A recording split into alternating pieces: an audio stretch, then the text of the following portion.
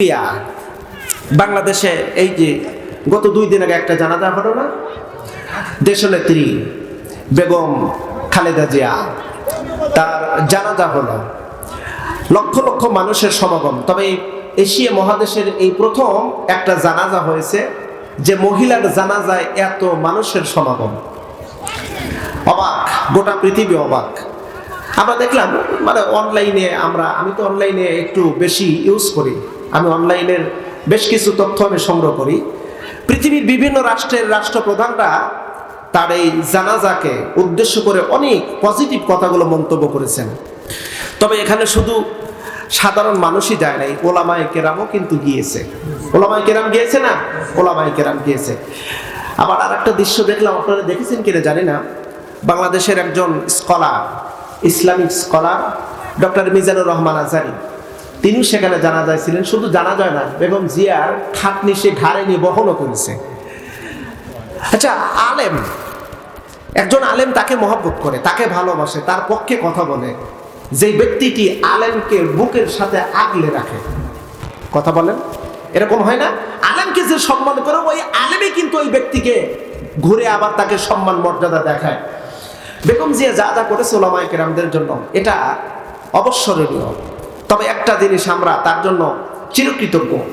আল্লাহ পাকের কাছে দোয়া করবো, আল্লাহ পাক তাকে যেন জান্নাতের উচ্চ মাকাম দান করে। তিনি ভারতের সাথে আপোষহীন ছিলেন। ভারতের আধিপত্যের বিরুদ্ধে বলিষ্ঠ কণ্ঠস্বরের একজন ব্যক্তিত্ব ছিলেন তিনি। যদিও তিনি একজন মহিলা ছিলেন, কিন্তু ভারতের আধিপত্যের বিরুদ্ধে তার কথা ছিল। এজন্য তিনি শুকরিয়া পাওয়ার উপযুক্ত, এজন্য দোয়া পাওয়ার উপযুক্ত। মিজানুর রহমান আজহারী কেন, আমরা দেখলাম বাংলাদেশে অসংখ্য ওলামায়ে কেরাম তার জানাজায় উপস্থিত। তাহলে একজন মানুষ যখন মারা যায়, তার জানাজায় উপস্থিত হতে হবে, এটা হলো ফরজে কিফায়া। প্রিয় বন্ধুরা, তো ইবাদতের বিষয় নিয়ে আপনাদের সামনে বিস্তারিত কথা হবে। তবে আসুন, আল্লাহ পাক আমাদেরকে কেন কি জন্য পৃথিবীতে প্রেরণ করলেন? আল্লাহ পাকের নিশ্চয়ই একটা উদ্দেশ্য আছে, আছে না নাই? আচ্ছা, এই যে আমরা যারা আসছি, আমাদের কি এখানে উদ্দেশ্য ছাড়া এসেছি? আজকে যারা মাহফিলের আয়োজন করেছে, তারা কি উদ্দেশ্য ছাড়া করেছে? আমি বক্তা, আমি যে এসেছি, আমারও কি কোনো উদ্দেশ্য ছাড়া এসেছি? প্রত্যেকটা মানুষ উদ্দেশ্যের পিছনে দৌড়ায়, উদ্দেশ্যের পিছনে দৌড়ায়। মুরব্বীরা কয়, লাভে লোহা বয়, বিনা লাভে তুলাও বয় না। অপ্রিয় বন্ধুরা, ভালো করে মনোযোগ দিয়ে কথাগুলো শুনবেন। আল্লাহ পাক রব্বুল আলামিন আমাদেরকে পৃথিবীতে প্রেরণ করলেন, খামাখা প্রেরণ করেন নাই। আল্লাহ পাকের বড় একটা উদ্দেশ্য আছে। কোরআনুল কারীমের সূরাতুল বাকারার শুরুর দিকে আল্লাহ রব্বুল আলামিন বলেন, আল্লাহর উদ্দেশ্য কি? এই পৃথিবীতে মানুষ পাঠানোর কি উদ্দেশ্য? ওয়া ইয ক্বালা রাব্বুকা লিল মালাইকা ইন্নী জাইলুন ফিল আরদি খলিফা ক্বালু আতাজআলু ফিহা মান ইফসিদু ফিহা ওয়া ইয়াসফিকুদ দিমাআ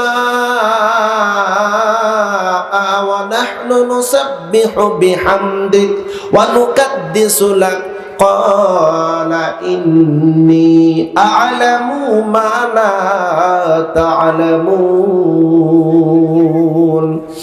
আল্লাহ পাক রব্বুল আলামিন বলেন, আল্লাহ পাকের বড় উদ্দেশ্য হলো, ওয়া ইয ক্বালা রাব্বুকা লিল মালাইকা, ও নবী স্মরণ করুন সেই সময়ের কথা যখন মহান রব ফেরেশতাদেরকে ডেকে বললেন, ফেরেশতারা, আমি জমিনে খলিফা বানাতে চাচ্ছি।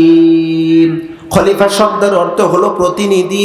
প্রতিনিধি শব্দটাকে যদি আর একটু সুন্দরভাবে আমাদের ভাষায় যদি বুঝাইতে চান, বুঝতে চান, তাহলে খলিফা শব্দের অর্থ হলো নেতা।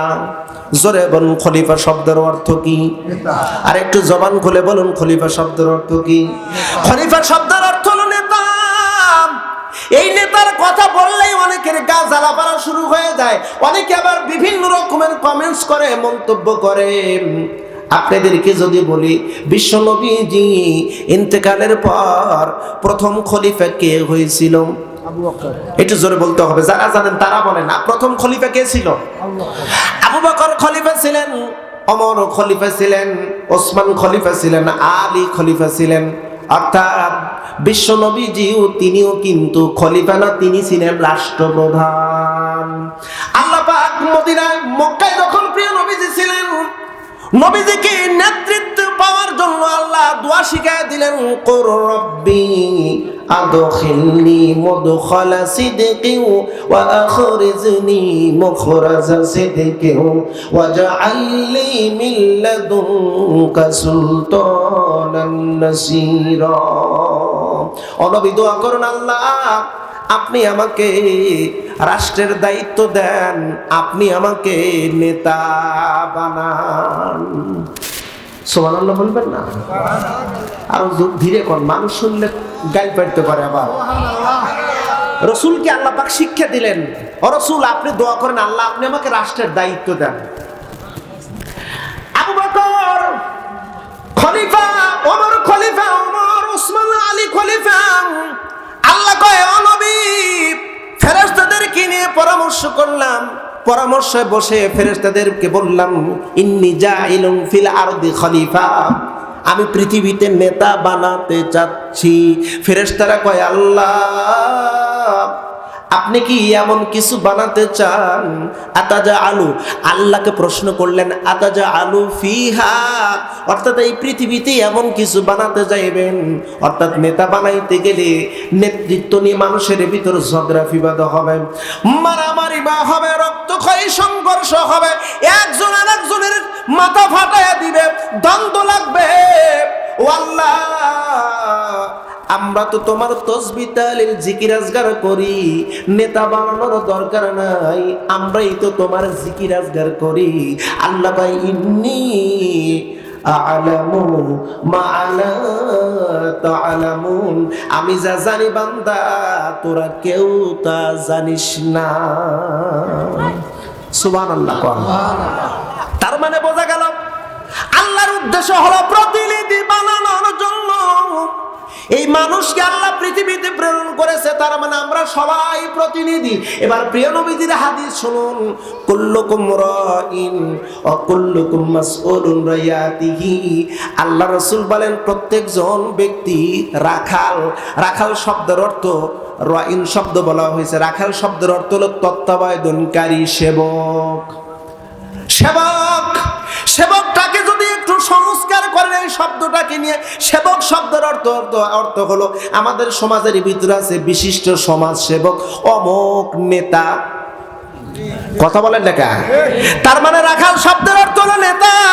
কুল্লুকুম রাইন, প্রত্যেকজন ব্যক্তি হলো খলিফা। আল্লাহর ভাষায়, জোরে বলুন কার ভাষায়? আমি খলিফা, আপনি খলিফা। কিভাবে একটু বুঝাই। ও বন্ধু, আপনি কি পরিবারের লিডার না? এখানে এমন ব্যক্তি আছে পরিবারের অভিভাবক, তার মানে হলো পরিবারের সে খলিফা।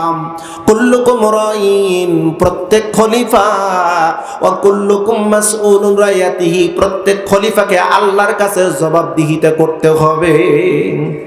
আমি যদি পরিবারের অভিভাবক হই, এখানে যারা পরিবারের অভিভাবক আছেন, কান খুলে কথাগুলো মনোযোগ দিয়ে শুনুন আর মনে রাখুন, কিয়ামতের ময়দানে আল্লাহ আপনার কাছ থেকে জিজ্ঞাসাবাদ নেবে। আপনার মেয়েকে কেমন করে পরিচালনা করেছেন, আপনার ছেলেকে কেমন করে পরিচালনা করেছেন, আল্লাহ জিজ্ঞাসাবাদ করবে। কে জিজ্ঞাসাবাদ করবে? আল্লাহ।